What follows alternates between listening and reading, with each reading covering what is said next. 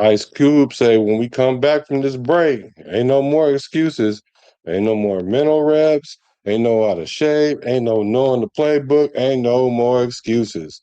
Man, I'm looking forward to this off cam. Are you guys waiting with bated?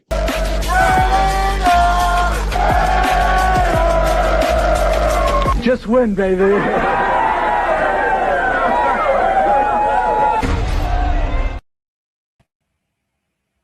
What you say, Pizzle? It looked like we back to commitment to excellence. Yep.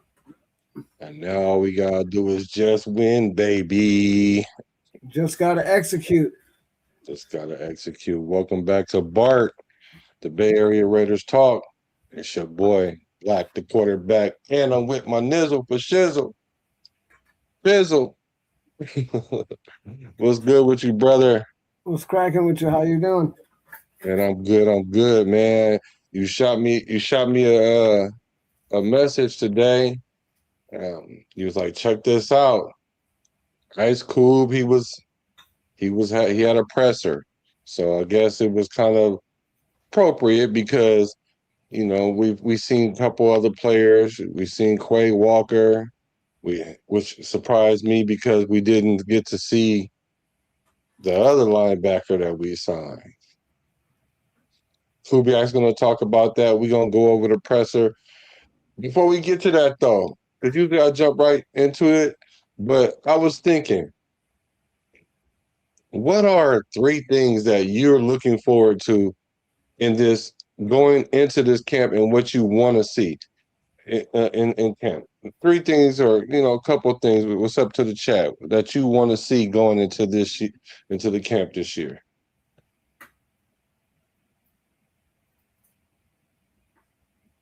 Do you want me to answer that right now?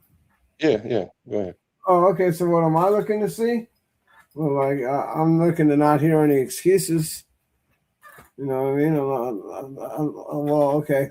So what am I looking to see? I'm looking to see. I'm looking to see. What do we call it? Progress, right? In every position. I want to see the starters out there looking like they're starters. I want them to be looking right. That's another number one thing. I want to see the tackling improve. I want to see how that's doing. I want to see that. That's another key thing that I think that needs improvement. And yeah, I want to see how the linebacker core is looking too. That's another thing that I'm looking at, going to be paying close attention with.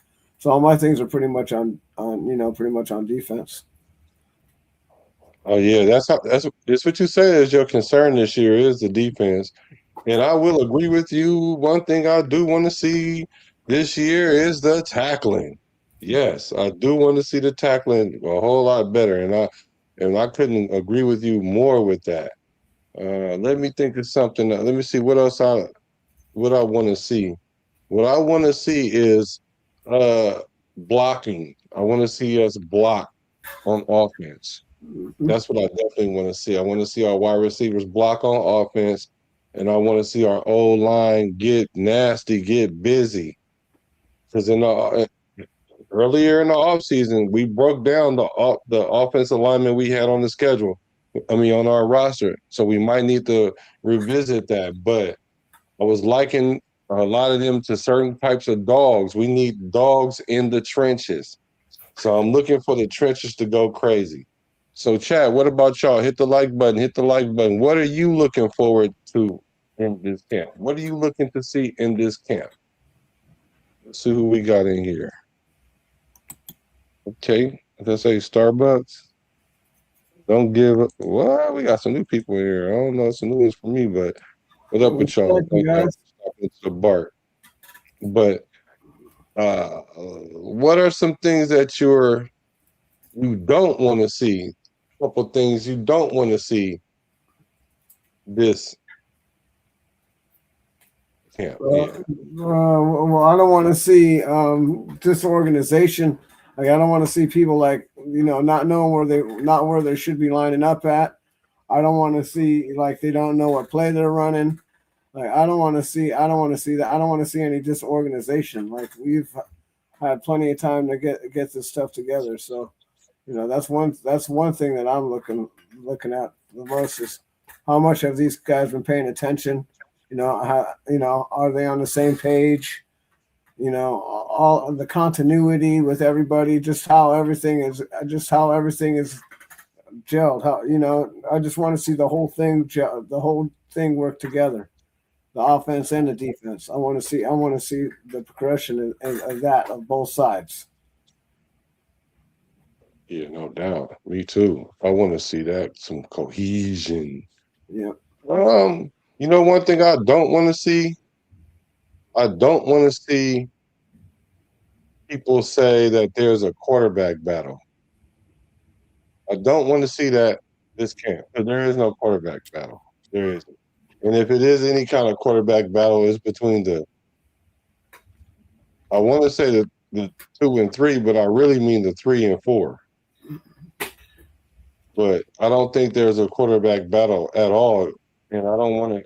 And the media keeps trying to, Fernando. And I know you have to ask, but it's almost to the point like you guys are they are setting up the twigs for soon something start going not according to what we feel, then there's going to be smoke somewhere. And then people going to start saying, well, where there's smoke, there's fire.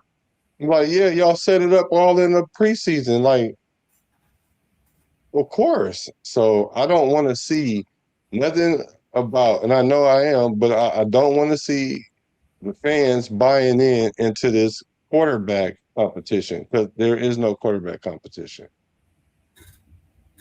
Yeah, I'm with you on that. I don't think there's going to be a quarterback competition. I'm pretty sure that Kirk Cousins is going to be the starter because that's why they brought him here, and that's going to be that. Mm-hmm.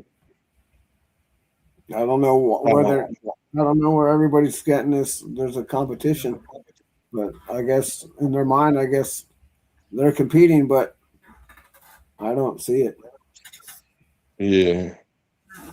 And know what? I want to know what more than this, though, more than that, and that's probably like under my skin. But more than that, you know what else I don't want to see this training camp? Mental reps. I don't want to see mental reps. Yeah. Yep. I'm tired of seeing mental reps. I'm tired of players taking mental reps, and I get that they're taking mental reps right now, so that way, when it all kicks off, no more excuses. No more excuses. Yep. I have to agree with you on that. No more excuses. Get in there, get the job done, get the work done, put the work in. You reap what you sow. If you don't put the work in, you're not going to get nothing out. Yeah, I mean, I don't want to see no injuries. Like we have players that's like you starting the season injured. If you didn't have a surgery in the off season, you shouldn't be injured. So I'm not talking about Max. I'm talking about a couple other players that we have. And like I said, I haven't seen anything or heard anything from mental reps since he said he was taking mental reps. And now he adopted the nickname mental reps now. Yeah. Y'all know who I'm talking about? Keyron Crawford. Mental reps. That's his nickname. I was trying to give him, I thought I had another nickname for him, but I forgot it. You got to earn your nickname. I just can't give it to you. So, okay. Who else? The Kobe Dean. Mm-hmm. Ain't been seeing the Kobe Dean. MIA. MIA. He been in the building, but ain't been out in the field. Mm-hmm. And this is supposed to be a big signing for us. Like, we really need this guy to be here. And that's the knock on him, is that he plays well, but he doesn't play the whole time. All right. And that's not going to do us any good, that we're rolling, doing good, and then our green dot linebacker goes down with an injury. Wants to take a little vacation in the middle of the season. Yeah, but that's not going to be cool. We're not going to need, that's not going to be good. Ow, my toe. But the captain of our ship, he has his way. And we're going to go watch the presser and see what he talking about. and it's our captain. This is our leader, our cool-headed leader.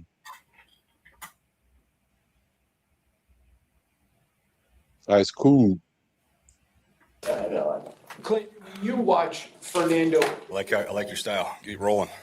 Let's do it. When you watch Fernando, at least your opinion's far more valuable than mine, but it certainly looks as if he's getting extremely more comfortable under center. Is this one of those situations where just because a guy wasn't asked to do something doesn't mean he can't? Yeah, he's working his tail off. He's gotten a ton better, putting the work in. I think it is an adjustment, but with anyone coming into the league, you got to put the work into it, and he's done that. We're going to ask him to play under center. We're going to ask him to play in the gun. We're going to ask him to play in the pistol, all of our quarterbacks, and that's not just us. That's a league-wide thing. But the things we've asked him to improve on, he's been diligent at. How much urgency is there to get his deal done? I'll let Spy handle that. I'll just keep coaching him. Clint? Great Okay, answer. one thing. Yeah, great answer for real. A lot of things that people keep asking about. There was one other player that haven't signed their rookie deal. Who is it? One of the other rookies haven't signed, but Mendoza haven't either. And I think that's just so that way we can keep leverage open for us bringing in players in the offseason. They will sign their deal. I mean, Mendoza's obviously going to sign his deal. But I think that was an awesome answer for Kubiak. And that's why I keep saying the learning curve for him in his first year, jumping from a offensive coordinator to a head coach, is not going to be as drastic because he has people in place to do certain things, and he knows who's responsible for what, and he doesn't have to micromanage all these people. So, like he said, I'll leave that to the spy hunter, to spy tech, and I'm going to coach because I don't do contracts. That's right. I coach.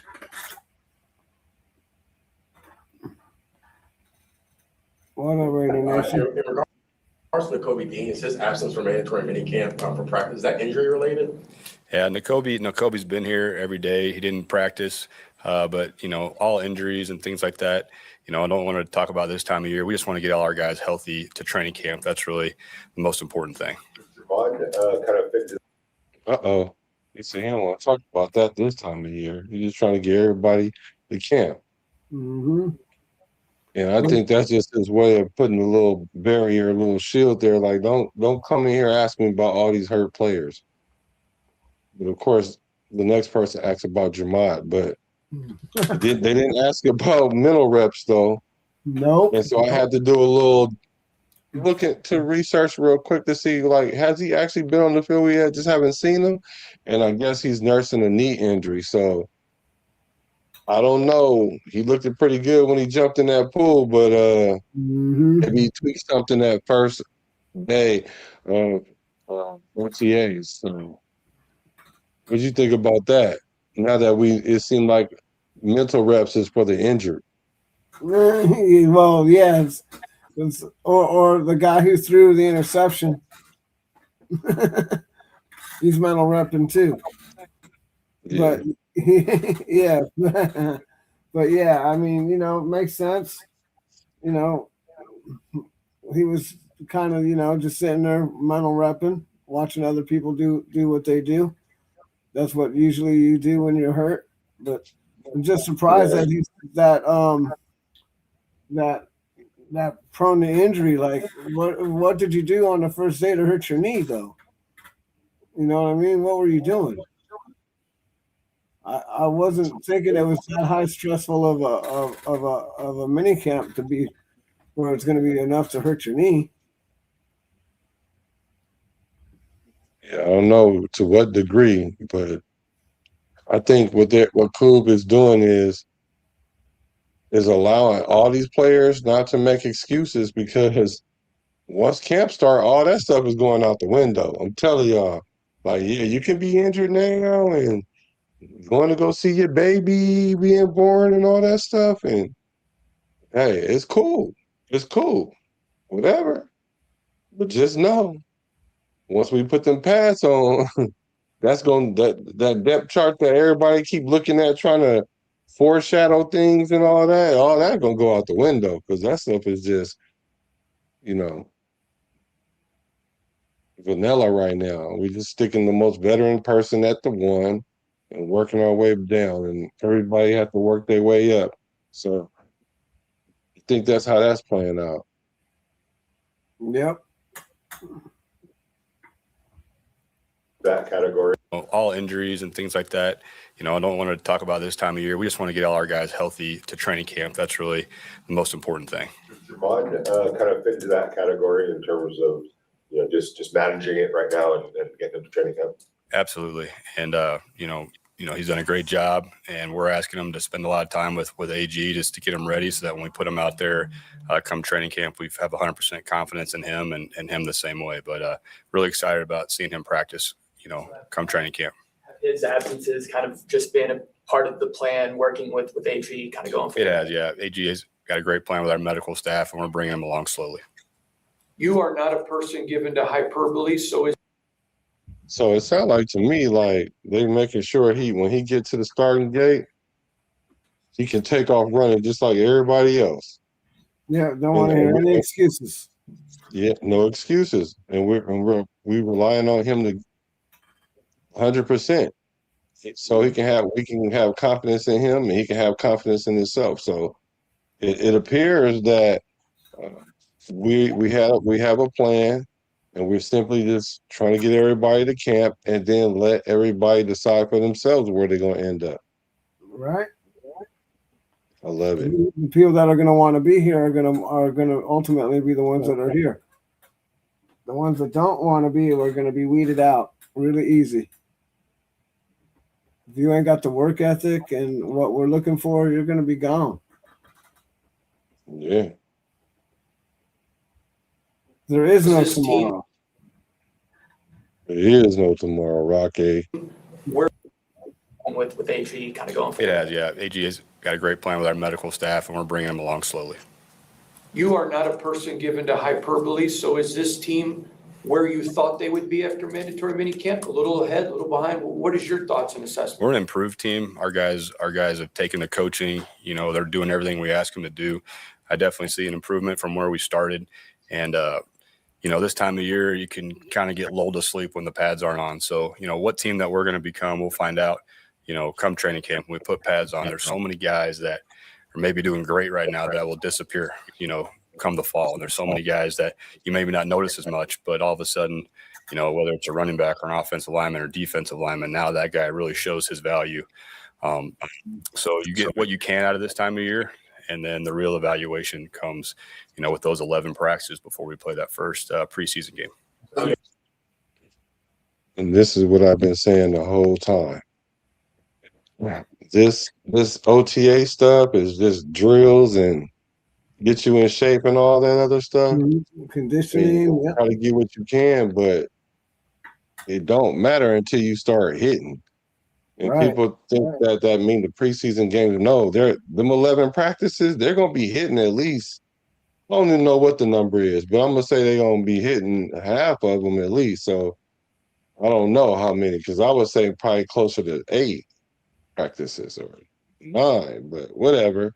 They're gonna be hitting. And that's how you separate the men from the boys, because yeah, you could look good running a drill, like you know nobody about to drill you. Right. Or there's not a person trying to earn a spot or something. But when you got the pass on and it's live and it's game action, it's game speed, then that's when people are going to start standing out. Some people will wilter and some people will come up out the cuts. Mm-hmm. Yep. The durable ones will rise to the cream rises to the top. And if you're weak and injury prone, you're going to sink right to the bottom. Right. Yeah, you don't want to be injury prone. You don't want to just limp into training camp and then get into training camp week 1 and then end up being hurt. That'd be terrible. You have a recent history of, you know, coming into a situation and having to lay down the groundwork, you know, brand new, the Saints, and then last year with the Seattle Seahawks. Does that help you in terms of marking the progress, kind of knowing where you need to be at this time of year and not getting too far out ahead of yourself. Yeah, absolutely. You know, being a part of many year ones, you learn from your mistakes. You learn what works, how to best bring the players along, how not to load them up too much, and kind of give them things in the install piecemeal. And then there's days where you go out there and just stress the heck out of them mentally and see what they can retain. But I think it kind of goes back to the people that you're around. And I've been lucky in those two spots to be around some other coaches, some familiarity where you don't have to spend that much time with the offensive line, with the quarterbacks, with guys like Rick and Andrew. So really blessed to have them, you know, on our staff, and it allows me to go and spend time with other parts of the team. Obviously, through most of the offseason, the team didn't have the shield on their helmets, and you said that they had to earn that shield. And for a minicamp, they had the shield. What did they do to earn it? And did you say anything to them when that happened? I just think we knew from the start that we were all just, you know, trying to do our part to make the Raiders better and to earn the shield. And like I said before, our guys have really worked their tail off. And what we've asked them to do as coaches has been a lot this time of year. And they've bought in and they're working their tail off. So I thought they definitely earned that thing. But that's an everyday thing, you know, for us to earn the respect of the organization, of the Raiders that have come before us, players and coaches. And that's something that we take really seriously. And we spent a lot of time this offseason talking about the history of the team and getting our players familiar with who are these faces around the building, who are the great Raiders by position. And that's something really important to me, that we educate the team, you know, on the history of this place. Coach, what's the So what you think about that, bro? Yeah, I mean, I like that he's trying to introduce the history and keep everything moving. I mean, that's important to, you know, let everybody know, you know, what kind of historical franchise that we are. You know, we're a pillar in this shit. But the thing is that we lost our way. We've lost our way for a long time, and you know, it's going to take a little while to get back. It's not just going to happen overnight. You know what I mean? It's going to take a few years, and so we're just going to have to hold on, and we're going to have to let him build his team, and we're going to have to let him fulfill his destiny and ours. Yeah, I do like that he's establishing culture early for this team, and that's something that we're not going to have to worry about. It's culture being established through games because it's already been established, which is good. Like, I'm actually impressed, because usually when you come in and set the tone for a regime, you try to set it, and then you have to go through all the personalities and attitudes to get people to buy in, and certain players to buy in, and then win a couple games before everybody buy in. And we've done that before we even got to camp. I think we have done a lot of mental work in this offseason. Because I've seen like other teams, they're out there running plays, doing 7-on-7, 11-on-11. They're not tackling, but they out there just going through plays and stuff like that. And we're establishing culture. So I like that we're taking our time doing that. Yeah, we're in no hurry. We got plenty of time to get all of this. You know, there's a learning phase, right? Right now, there's a certain way of going about things, and he's just, you know, and he's just coming from winning programs and seeing what they've done, and he's brought it and is trying to implicate it here, which is a good idea. All right. Like, I'm really happy for the way the Raiders front office has been operating this offseason. I haven't been able to say that in a long time, but they've been operating with their head on straight this year for sure. Right. It's a beautiful thing. Yeah, doing things right. You know, it takes a while. I guess it takes a while to figure out how to do things right. Or get the right people in that know how to do it right. Yeah, well, we've been trying to do that for a while too. Yeah. As they leave for summer break and before they return. Position, and that's something really important to me, that we educate the team, you know, on the history of this place. Coach, what's the message sent to the players as they leave for summer break and before they return for training camp? Yeah. Well, you can ruin an off season with 40 days away.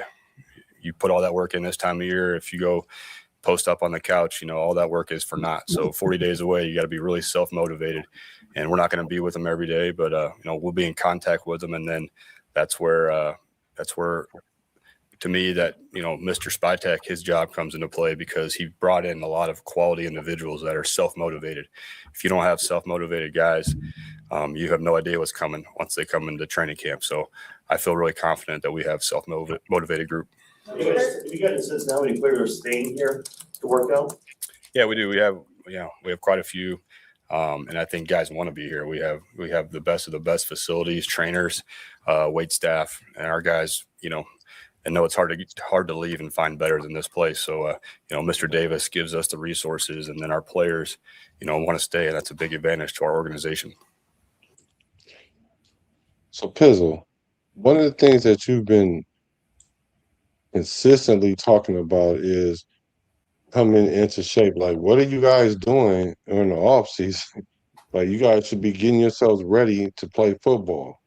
And some people are going to leave, like he said, some going to stay. The Raiders are leaving the facilities available for that. And what are you thinking about how we are approaching this year when it comes to preparation? Well, that's what I was just trying to touch on a minute ago. Is the preparation has been on hit. It's been this is a lot of the older players came in for voluntary OTAs, right? You don't see that happen to a lot of teams. Even when they do get new coaches and stuff, a lot of these veterans, they don't want to come into these OTAs or any of this stuff. They'd rather just wait until they have to wait until it's mandatory for them to show up, which I get, because you're not a rookie or whatever. But the thing is when everything's going to be new, you have to get in there and you have to get on the same page as everybody. And I don't know, some people think that they can just come in and jump on the same page as everybody who's been working for the last 3 months, and it's kind of hard to do that. Yeah, that comes a lot with the veterans thinking. I've been through a lot of mini camps, or I know OTAs go, and I could do that on my own, which they probably can, but that's not what it's really about. It's about getting that team together to diminish that learning curve, so we can hit the ground running or jogging at the minimum. Yeah, and it's a bonding too. You're bonding with your brothers, bro. It's time for bonding. You get to know each other. It's all an introduction. You know what I mean? Like, how are you going to know what the other guy's thinking if you're not around him, if you don't know him? Like, this all takes time. I'm not saying you're going to learn all of that, but you can start learning how people think when you're around them. Mm-hmm. And and then they could tell you after certain plays on how they're thinking, or you can tell them what you were thinking during that play. So that way you guys get on to say, oh, okay, that's how you're thinking. All right, so now I know. You can't. Go ahead. No, go ahead. No, go ahead. No, go ahead. That's good. Oh, no, I was just going to say, and you get to see what level the person next to you is committed, and that pushes you to the same commitment. Like I heard, who was it that's comes to the facility early in the morning with Max? That shows your level of dedication, and you have somebody pushing you to keep doing that. And so, of course, you're going to get better by doing that. Right? Yeah, no, that's the whole point. Is to create competition. Whether you're going to want to be the first guy there and the last guy to leave, or whether you want to be the first guy on the field, or the first guy to catch the ball, first guy to throw the ball. If you want to be the first at anything, you see, it's a competition. That's all. This whole thing is a competition, and I don't know. I understand how people don't understand that.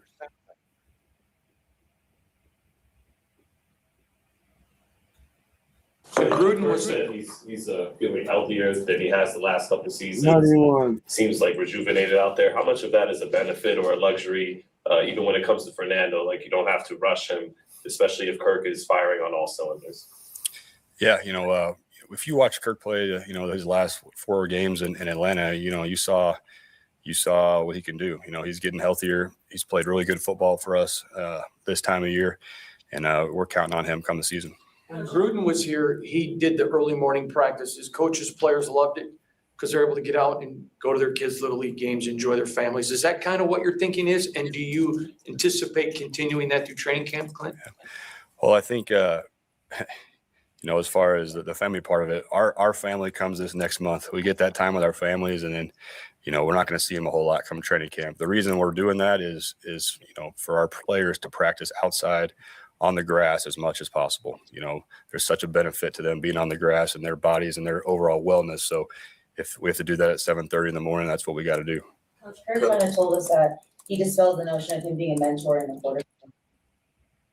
Before we get to the mentor question, I don't know about if people understand how hot it gets in Vegas, because if they don't practice in the morning, they're not going to have a lot of time to practice, because once it heat up, it ain't cooling off until it get dark. Even after dark. Yeah, after dark, really. You're talking about 10, 11 at night. Yeah. So, yeah. I do like the fact that they are practicing on the grass, so that way they can kind of preserve their bodies. I think we just paying attention. Our attention to detail is next level right now. All right, here's the question. Here's the question that everybody seemed to keep missing, y'all. I keep asking about mentorship of Kirk Cousins. Here we go. For like the second time I've heard Kubiak address this. Oh, here we go. Confidence in him and him the same way, but really offensive lineman or defensive lineman, now that guy really shows his value and things in the instant. And did you say anything to them when that happened? You're familiar with who are these faces around the building, who are the great Raiders by earn the. That's where, to me, that Mr. Spytek, his job comes into play, and I think guys want to be here. We have the best 4 games in Atlanta. You saw what he can do. He's getting healthier. He's played really good football for us this time of year, and we're counting on him come the season. When Gruden was here, he did the early morning practices. Coaches, players loved it because they're able to get out and go to their kids' Little League games, enjoy their families. Is that kind of what your thinking is? And do you anticipate continuing that through training camp, Clint? Well, I think, as far as the family part of it, our family comes this next month. We get that time with our families, and then, we're not going to see them a whole lot come training camp. The reason we're doing that is for our players to practice outside on the grass as much as possible. There's such a benefit to them being on the grass and their bodies and their overall wellness. So if we have to do that at 7:30 in the morning, that's what we got to do. Coach Kirk kind of told us that he dispelled the notion of him being a mentor in the quarterback room, despite his veteran status compared to the other 2 guys, and he wants more of a collaborative effort. Is that something that, knowing him from before, you knew he'd kind of take that approach, or did that surprise you? We never ask anybody to be a mentor. If you're on the roster, it's to play and to play really well for the team. So that's the quarterback's job. All 3 of them is to get ready to play and win games at a high level. And then, when everybody's doing that, they're pushing each other, it creates competition and the whole roster gets better. So all I want from our quarterbacks is to be competitive and to all prepare like they're starters. Clint, as a first-time head coach, you can talk to people and they can advise you on what it's all about and what to expect. At least to this point, has it been what you expected, or have there been any oh wow, I got to take care of that as well, and type of things? Yeah, I just think our organization is surrounded myself with so much talent with our scouts. Can't say enough great things about Matt Capurro and Mike McCoy, guys that I work with every day. It's been a process that's been solely focused on making the football team better and having the best practice we can have. I'm allowed to focus on football because of our infrastructure is so good around me. So really, really fortunate for that. Something that's noticeable is the amount of coaches that you have on your staff that's not just familiar with you, but also, familiar with your father, in Denver. How important is it to have coaches on your staff that you have that relationship with. And also as a first-time head coach, you know, being around this game for so long, how much do you still to this day, first-time head coach, lean on your father for advice and expertise and things of that nature? Yeah, well, when you're putting the staff together, it's really about, finding the best guy. And when you can have people that you've worked with before, when it's all on the line in the fire, how that person's going to respond. There's a lot of value in that. I don't want to find out about my coaches when it's 4th and 10, what they're really about. If I know what they're about coming to the building, I know what to expect and know who I can count on. So you have to have trust in those guys. And I have trust in these men. And there's a few individuals that I don't know that it's been a pleasure to work with them. And, we're just like the players, when it's all on the line, we got to perform as well. So having a staff of guys that are in the boat with you and have your back goes a long way. You referenced, obviously. What you think about that so far? Because it sounds like to me, he's saying, I don't want to find out in the middle of the fight if you're going to fight. I got some guys I know that's going to fight. Yep, exactly. That's why, that's why these coaches tend to bring in their own staff and their own people, because then they tend to know what they're dealing with, right? You don't know about the last guy's coaches.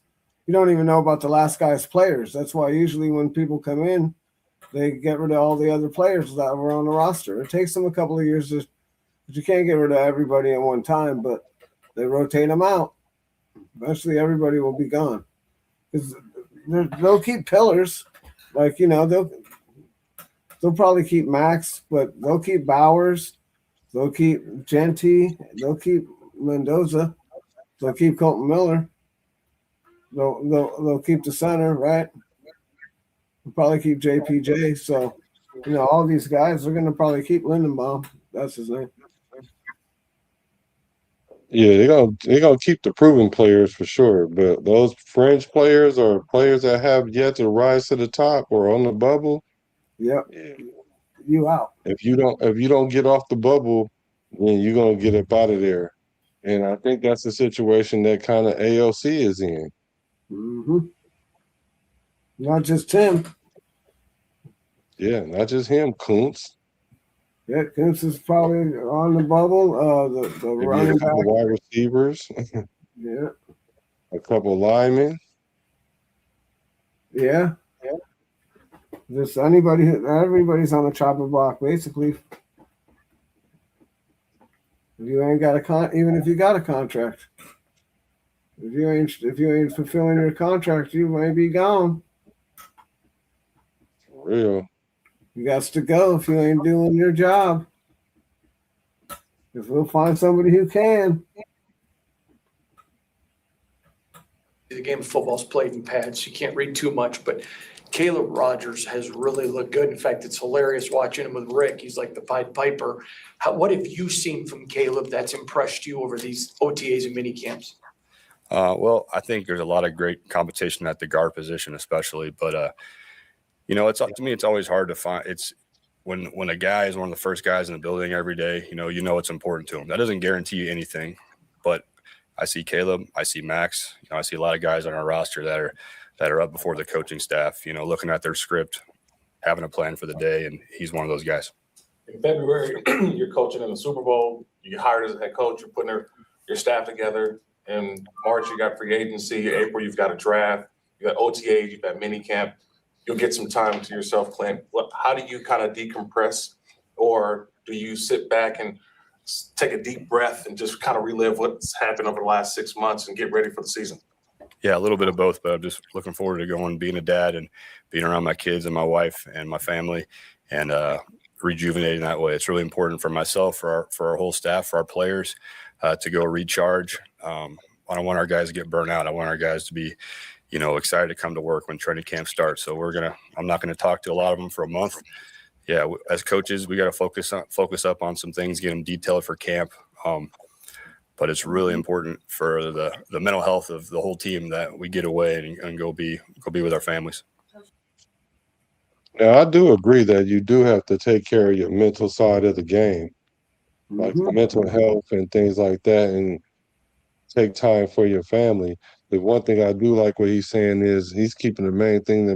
When he's away from the field, he wants to be a dad and do all the things that, make him who he is. But then when it comes to football, it's football, full throttle, and the family has to take a back burner. And we was talking about that earlier because you said that, like the dedication that goes with that. Yep, you got it from basically now until December. You're busy, pretty much. Like right now, not super busy. Like they'll probably give you a couple of days off here and there if you're gonna have a kid or whatever. But as soon as June pops up, July, especially July when training camp hits, yeah, from training camp basically until the end of the season, you shouldn't be looking for any time off.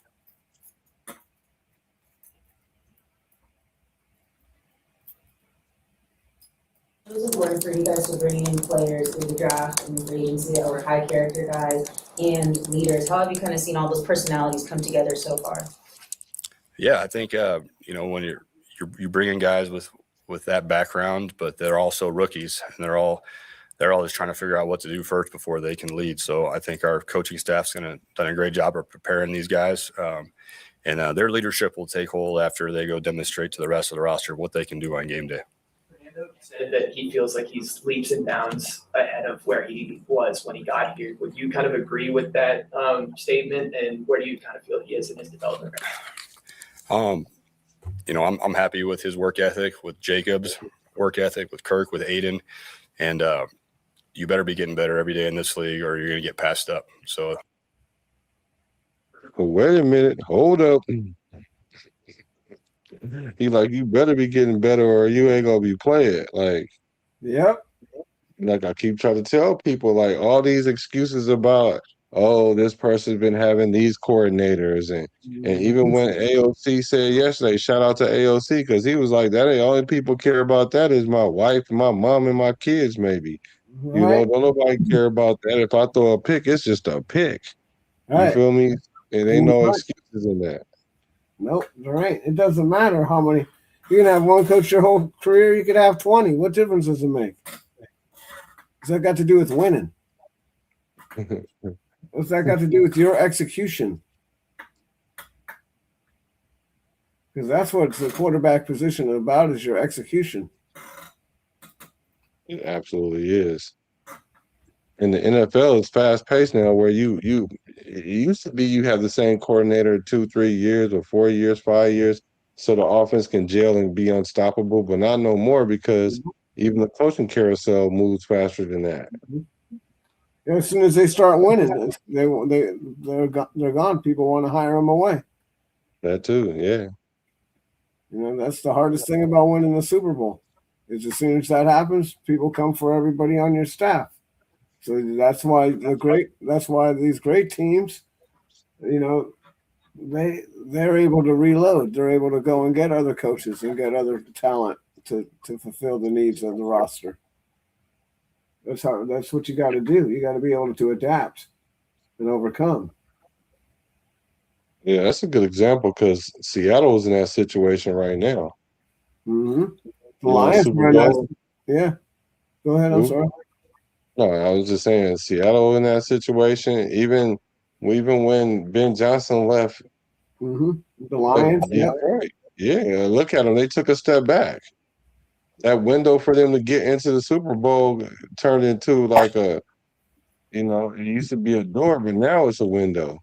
No, it ain't even a window now. That shit's shut, bro. Think so? Yeah, it's closed. They better get a real good offensive coordinator this year or something. They better get somebody special. Because if not, they're going to have to get another quarterback. Because I don't see Jared Goff. He's good and all in that system, but they better get somebody. They better go get somebody good, somebody that could run that same offense.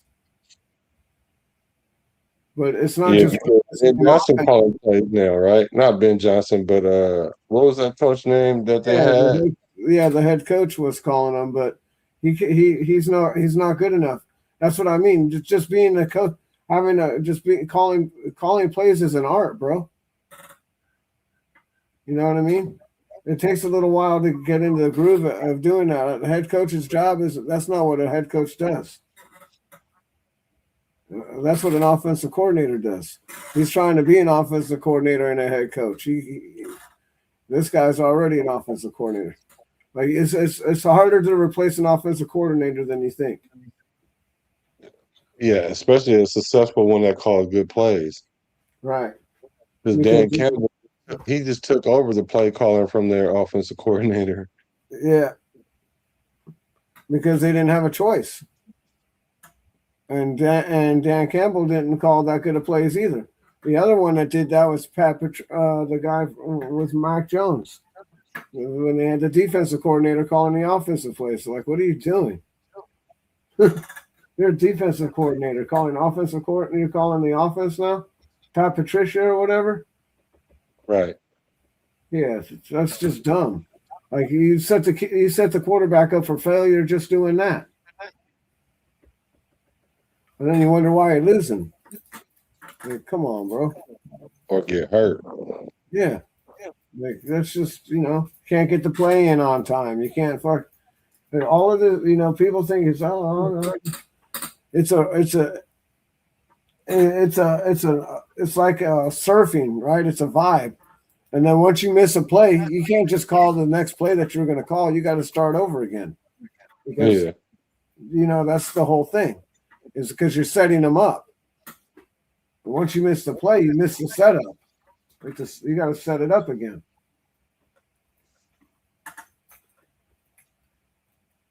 I hope that was be his answer, and we'll find out if he was right or not, come the fall.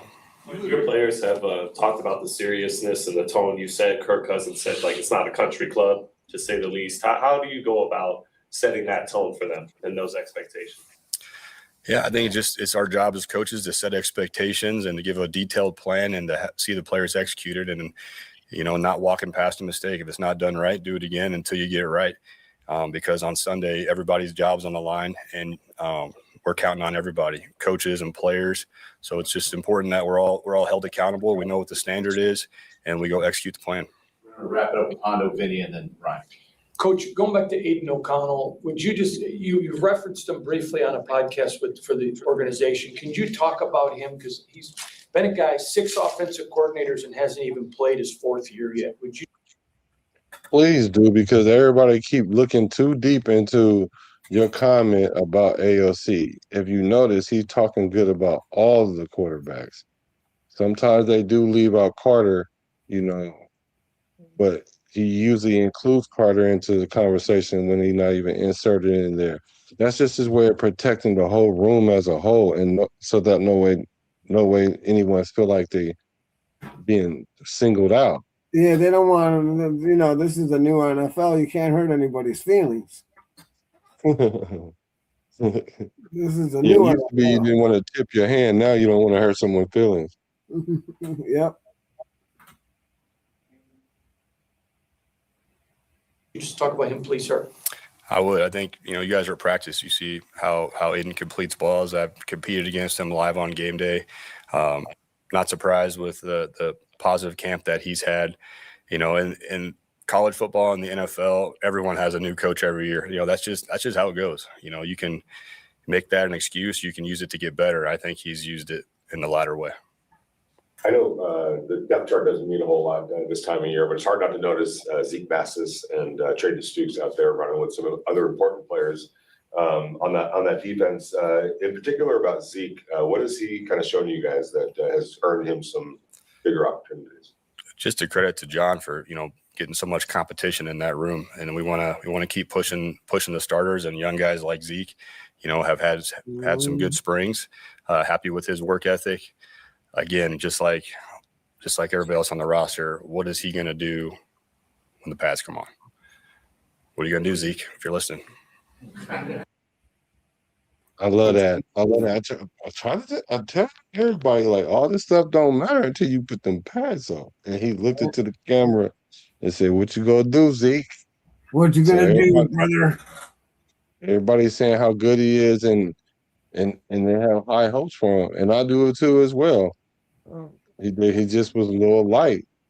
Now I played with a safety that was definitely light, and he was more of a cover safety or whatnot.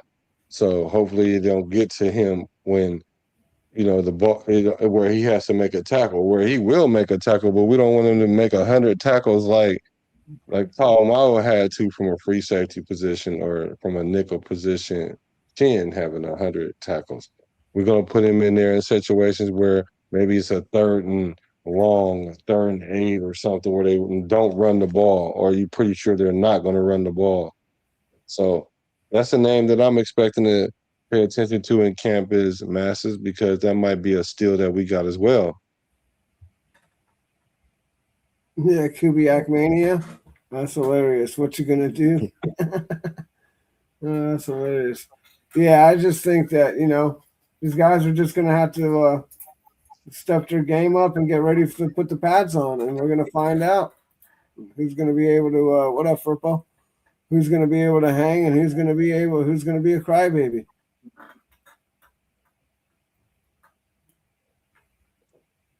Yeah, I'm looking forward to when they get the pads on, because that's going to tell what we need to know. Mm-hmm. You're gonna have to tackle. You're gonna have to get physical. Based on the planning you have for you, Alex Guerrero, and the rest of the staff have for Jamal McCoy moving forward, based on where he's at now, are you optimistic that he would have, I'll say, extended reps and extended more practice time come training camp? I am. I expect him to practice. I expect him to be on the field, and it's going to be a moving target with him. But we draft him for a reason, draft him to play. So I expect him to compete in camp and get plenty of reps. Thanks, everyone. Thank you, Coach. Thanks. Well, there you go. And that's that. There's your answer about McCoy too, right? Yeah. McCoy is going to be out there full throttle. So he's going to have a chance to try to start it, right? We do need another corner on the other side to lock down some things. And they will test him because they'll think that his leg is being compromised. He is a rookie still, so they would have tested him anyway. And hopefully he can make them pay. He's gonna make them pay. Believe that. Yeah, so overall thoughts about what Kubiak had to say. I love it. I think it's awesome. I think he's right. I think he's got us going on the right track. He's not out here talking about I've won 10 games for the last, 30 years of my career, and we're going to win a lot of games. He ain't saying none of that. I like his attitude. He's kept his nose to the grindstone. He's got these guys out here, doing what they need to do in community camp. And we're going to find out if all this hard work pays off this season. Yeah, we got a lot more. My thing is, if everything gels like it should, and Kirk Cousins cooking, we should have a good season. But it's going to really mainly depend on the offense and the offensive line and running the ball. And that's the defense is going to get benefit from doing that because they're not going to be on the field as long. So, all of those things considered, if we were a good defense last year, and what caused us to be a crabby defense was being on the field too long, then running the ball and taking long possessions should heal that problem. Yeah, absolutely. That's definitely how you heal that. That's the solution. Run the ball, keep their defense on the field, exhaust their defense, and score points. And that gives the defense on our side, energy, because then now they want to hold. They want to make sure that we stay ahead, because I don't know how many times last year we played ahead as a team, but not that many times. No, we didn't play. We didn't play. He didn't play for me, I think, at all last year. Yeah, so it's been a while since right. we did that. Yeah, so you're right. So with this offense coming in, I think it's going to help us a lot and help the defense get back to at least middle tier. Like that's why I felt our defense were last year, but then they fell off because the offense could never catch fire or nothing, not even for a small period of time. So I don't think that would be the scenario here this year. I think we'll be fine.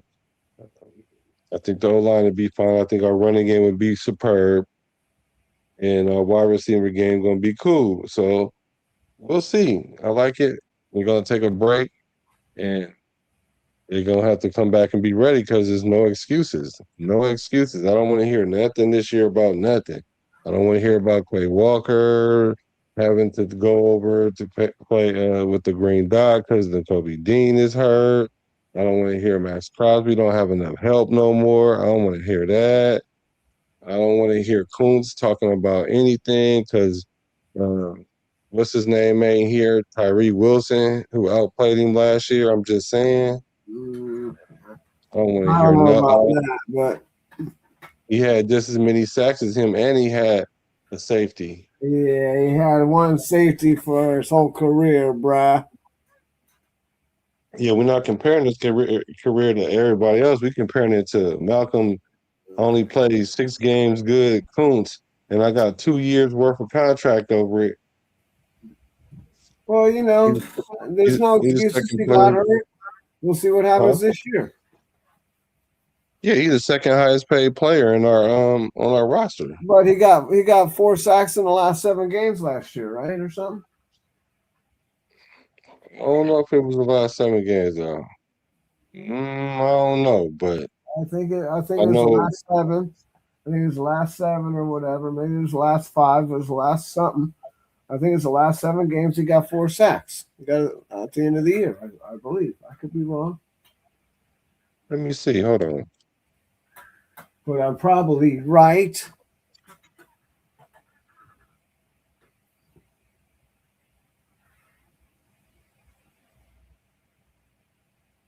I'm looking it up. I'm Googling it.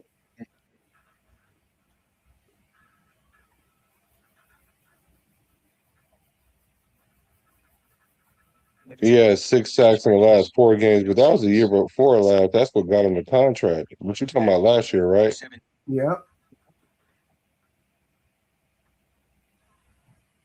Yeah, he came alive 2 years ago. Well, 3 years ago now. But